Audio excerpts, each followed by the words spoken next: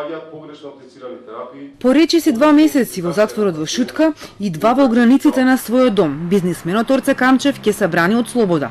Врховниот суд го укина домашниот притвор за него, но и за уште двајца осомничени во империја, Цветан Панделевски од Пелистарка и Ненад Јосифовиќ, потврдија и официјално попладнево од судот.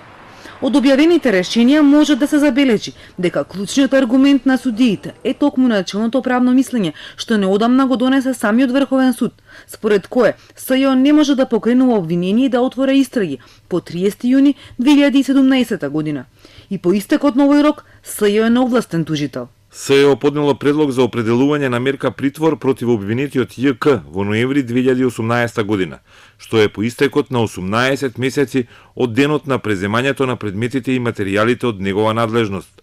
Оттука СЈО не било овластено и не можело да поднесува предлози за определување на мерка притвор против обвинетиот, како и предлог за продолжување на мерката круќен притвор против обвинетиот, бидејќи нема таква стварна надлежност по истекот на 18 месеци од денот на преземањето на предметите и материјалите од негова надлежност. Образложенијата за тројцата осомничени се речиси идентични. Судиите од Врховен сметаат и дека временскиот лимит на законот од СЈО треба да се толкува во корист на обвинетиот.